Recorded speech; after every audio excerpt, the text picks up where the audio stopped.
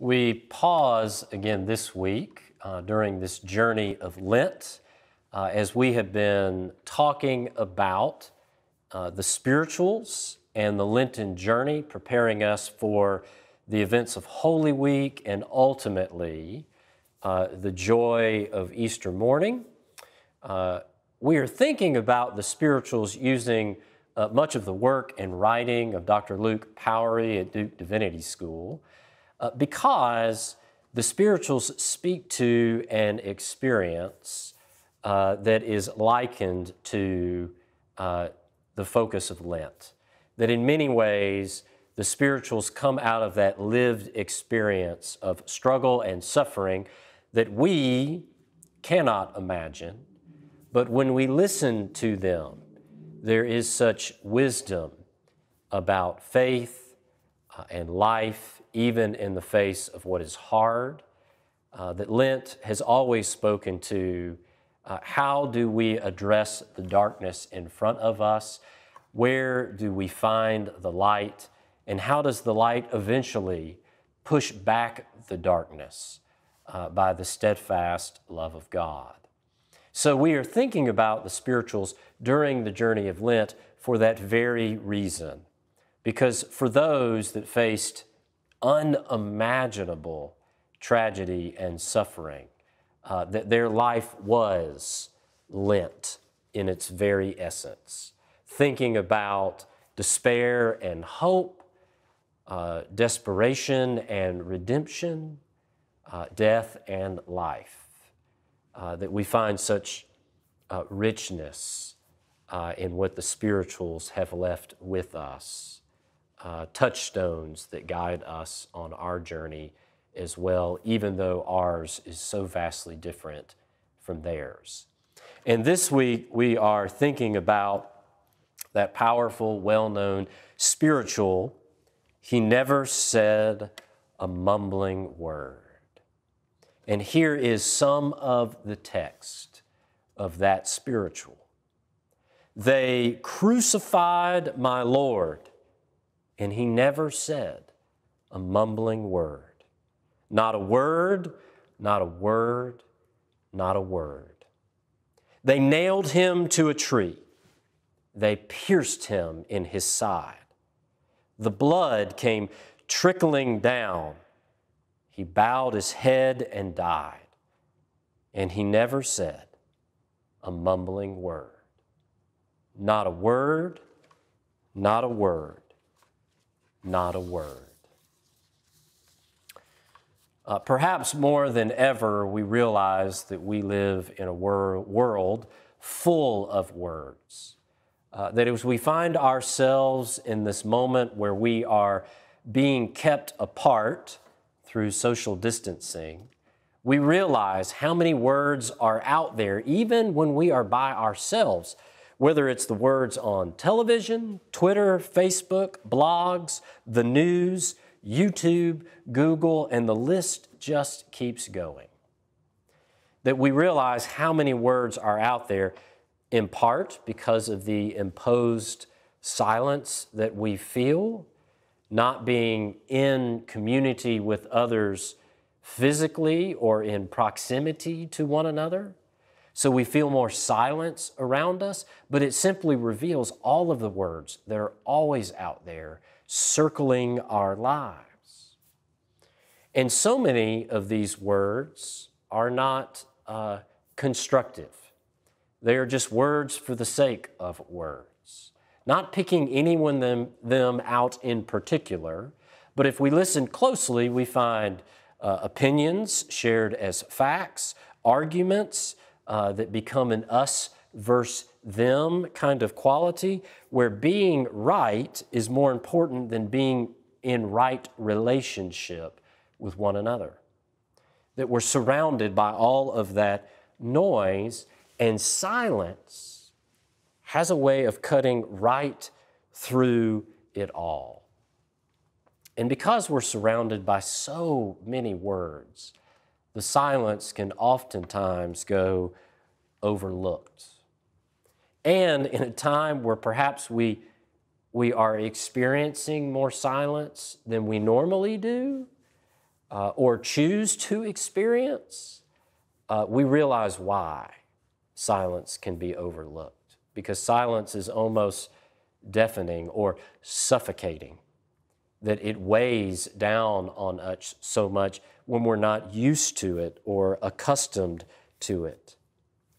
But the spiritual reminds us that silence is a necessary part of life and of restoring our souls. That on the cross, it says, Jesus never said a mumbling word. Which that line really recognizes all of the silence around the scene of the crucifixion, not just what Jesus said or didn't say, but all of the pockets of silence that we find. For one, those closest to Jesus, his disciples, abandoned him. That when Peter was asked 3 times, "Do you know this man named Jesus?" 3 times he was silent. He denied knowing him. And then the rooster crowed. Or you could look at all the disciples there gathered around him when he was arrested and how quickly they fled.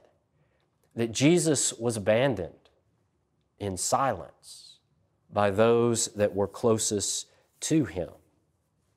And then standing there on trial in front of Pilate, we find silence yet again. This time, Jesus not answering the questions asked of him. Perhaps because they were the wrong questions or Pilate would not understand the true answers. But when Jesus was asked whether he had talked about destroying the temple in 3 days, he simply did not have an answer. That when Pilate asked him about being king of the Jews, that question was met with silence. And then he faced the abuse of the soldiers, those crowds around him as well that were taunting him. That as he heard the words hurled in his direction meant for harm, there was nothing he could really say to defend himself. That it was only in the silence that we find him. And then as the crowds taunted him, he did not have anything to say. He realized he was at the mercy of other people's judgment. That they took his clothes, put a robe on him, put a crown of thorns upon his head and crucified him, all the while mocking him, hurling words in his direction.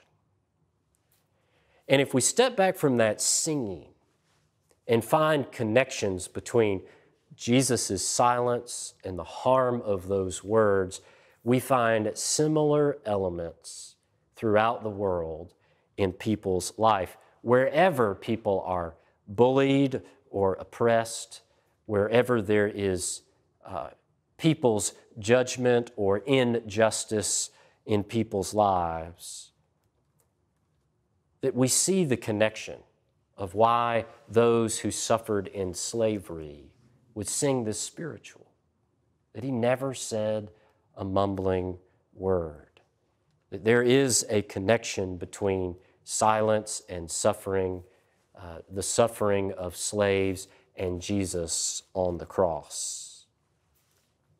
Oftentimes, though, when we look at the events of Holy Week, preparing for Good Friday and Easter morning, the church is focused more on the words of Jesus. Like in the Gospel of Matthew and Mark, where Jesus says from the cross, those words quoted from Psalm 22, my God, why have you forsaken me?" And of course, there was silence surrounding that question. But it was a place where Jesus could speak out, reaching for the presence of God in a hard moment.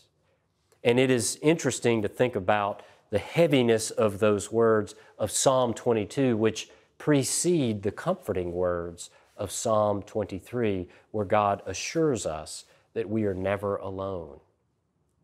And then, of course, there are the words of the Gospel of Luke there on the cross, where Jesus says, "Father, forgive them. They do not know what they are doing." And then he cries out as well in a loud voice, "Father, into your hands I commend my spirit." And then finally in the Gospel of John, where Jesus simply says things like, "I am thirsty," or ultimately, "It is finished." That all of those are essential and important words, instructive to us, that speak to our understanding of the cross, as well as suffering and tragedy around us. It speaks to our journey of faith and what Lent is calling us to think about. But we must remember, as in the words of the spiritual, for those who faced the oppression of slavery, they did not focus as much on Jesus' words as they did his silence. Perhaps because there is strength in silence, resisting any type of empty words, words that just seem to fall short for the situation at hand. Because really, how can you speak and describe the suffering that those who were enslaved faced? Also, for those who have been bullied or oppressed, they know the danger of how words can be weaponized. They know how words are inadequate. They know how words can become toxic. There's a wonderful saying attributed to many people recognizing the sacredness of silence that simply says, "Do not say anything unless you can improve the silence." And I think that is recognized there in the foundation of this spiritual, that it calls us to see again the role that silence has in our faith. For starters, it can help us relate to someone else's experience, that we are to be quick to listen and slow to speak. It's the only way to truly understand someone else's experience. That we should never assume that we know what someone else is thinking, experiencing, feeling, that assumptions are so detrimental to our relationships. That perhaps in the silence, we do better to simply use our holy imagination to step into the shoes of somebody else for a minute. Not to speak, but just to listen. And perhaps those who have faced such oppression relate to the silence that we find in the story of the crucifixion, that it mirrors the silence that they have dealt with as well. That the slaves identified with the experience of Jesus on the cross, knowing that Jesus' experience on the cross meant that he identified with them. That they too had experienced mocking and unjust treatment, where words had been weaponized and used to hurt, where they too had seen their share of bloodshed and abuse, knowing that words just didn't do it justice, that they are necessary, but alone they are not enough, that they would have to prevent themselves from speaking up just to preserve themselves in the face of danger, an injustice that only they know too well. And then along the lines of the story of the crucifixion, we find characters like Simon of Cyrene, who physically carried the cross of Jesus when he was too tired to do so. And it is said in tradition that Simon of Cyrene was a person of color from Africa. There too, finding a connection between the tragedy in people's lives and the story of Jesus on the cross. And also those who faced the tragedy of slavery saw how lynching, the death of a person on a tree, was identified with the death of Jesus on the wooden cross. That the silence that surrounds the story of crucifixion was familiar to those who had faced such pain and suffering. So we can draw a connection between the pain and suffering of Jesus on the cross with the pain and suffering we find around the world. And in that, we hear our calling to be mindful of and quick to act in caring for others who are hurting.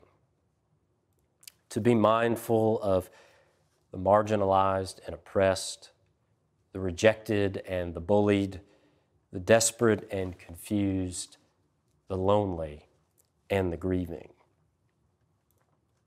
And in our given circumstances, with so many health concerns around us, as it affects us all in serious ways, it also exposes those that are already vulnerable. For those who have less protection around their lives than others, for those who are already worn down in various ways by life, for those who face loneliness and isolation and disconnection already in their lives. That we find those given circumstances affecting certain people more than others, even as it affects all of us in serious ways. That there are those who cannot visit loved ones in nursing homes, who are already dealing with loneliness. There are those at home who are already grieving the loss of a loved one and now do so in more isolation. There are families trying to plan funerals at gravesides with intimacy in those who can actually come. We find the poor and the vulnerable who already were living in dire situations, but now have less recourse for how they get by day to day. We find those who are sick, needing help, trying to find help from a healthcare system that's more burdened than it has been in the past. That we see how those who have less protection around their lives than others finding themselves in more serious situations than they have before. And the pain of Jesus on the cross calls us to think about and address the pain of others that we find around the world. And of course, we do not have all the answers for all of those situations, but we can stand in solidarity with others in the same way that Jesus stands in solidarity with the world on the cross. And we can work for something better in all the small ways that we can, even in the situation that we find ourselves in, through our prayers, through our actions. We can be mindful of other people's needs, even if that is just absorbing some of their pain, writing notes, making phone calls, supporting organizations doing important work. But this spiritual reminds us that mere words are not enough,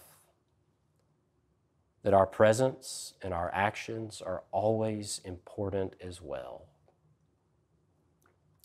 that silence reminds us of the power of just that, our presence, our patience, our actions. I was in college and I made the beautiful mistake of telling my pastor at the time that I was thinking about helping out with the youth ministry of the church where I was attending as a college student. And his eyes got really big, and I knew I was in for something that I didn't expect. So in addition to helping out with the youth group, every time I showed up at church, it seemed like my pastor, John Appleton, had signed me up for something else. And they had a program at the church called Associate Deacons. It's the only place where I'd seen a program like this. It was a group of folks called Associate Deacons that simply did visitation. That for all of the church members in nursing homes or assisted living facilities or even homebound, that the Associate Deacons were assigned a couple people that they were supposed to visit about once a month and stay in touch with. So, as a college student, I was given a couple names of folks that I was supposed to start visiting. And I clearly was not sure how to do this. Well, I went to see the first person, and she was quite delightful, a wonderful conversationalist. She really carried our time together and taught me a lot about carrying on a conversation with someone you've just met and offering a sense of care for them. But the second person I went to see was quite different. I remember I'd walk into the nursing home and I'd knock on her door and she'd invite me in and I'd have a seat. And she was always sitting in her wheelchair, very quiet, looking out the window. And I always started the conversation by saying, "How are you doing today?" And she would simply say, "Fine." And then I had to decide what to ask next. She never offered any further conversation. She never talked about her day or her family. And I was stumped as to what to do. So to fill the silence that felt so uncomfortable, I would just start talking about my family or school or what was going on at the church. But then, when I rattled through all the information that I could think of on the spot, our conversation was over. Well, I called a good friend and mentor and told him this story. And he suggested that I ask her how she's doing and then just to wait. He said, "Now, I know the silence is difficult. It will seem like you are sitting there forever, but just wait as long as you possibly can." So the next time I went to see her, I sat down and I said, "How are you doing today?" And she said, "Fine." And I just waited. And finally, she turned to me and she said, "I have cancer." And we began to talk about how hard that is. I did less of the talking and I simply listened because I had no idea what it was like to deal with cancer, to face some of those questions that are so hard to face. That I was learning what it means just to be present, what the power of silence can bring to our lives, how it can widen our souls to where we notice and we're more mindful of what others are dealing with.